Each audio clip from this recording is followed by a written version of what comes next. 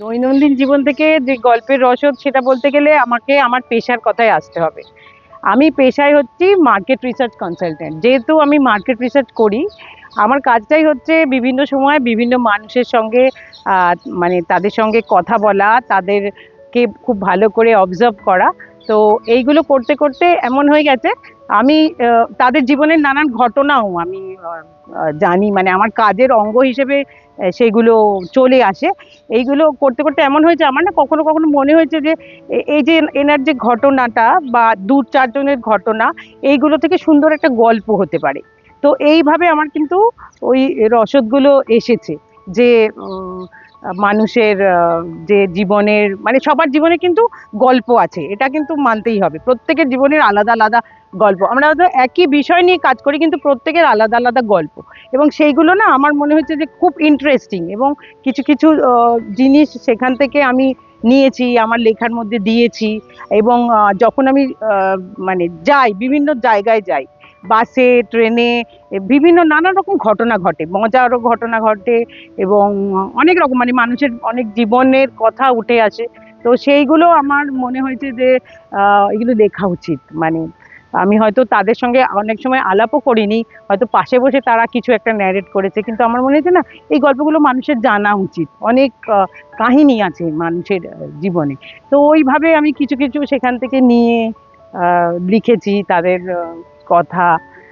Obviously তাদের চরিত্র পাল্টে গেছে, বা লিখবার সময় অনেক আঙ্গিকও পাল্টেছি, কিন্তু কিছু কিছু জিনিস ওখান থেকে আমি পেয়েছি।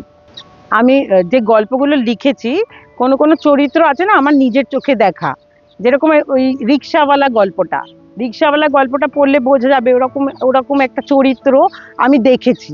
দেখেছি মানে আহ, আমাদের এলাকাতে একজন রিক্সাওয়ালা আছে।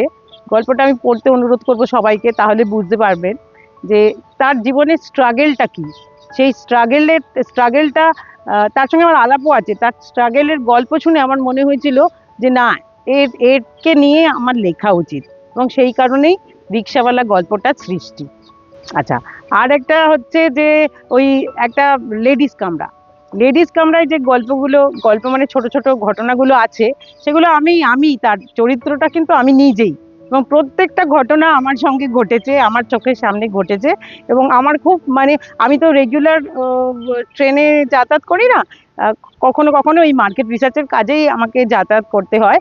এবং লেডিস কামরায় সেই যেহেতু একা যাতায়াত করি, লেডিস কামরায় যাতায়াত করেছি, এবং এই ছোট ছোট ঘটনাগুলো না হয়েছে বেশ মজারও, আবার মানে অদ্ভুত। মানে আমি ওই কাজের সূত্রে ওই লেডিস কামরায় উঠে না যাতায়াতটা করতাম, আমার কাছে কিন্তু এই ব্যাপারটা পুরোপুরি অজানা থেকে যেত।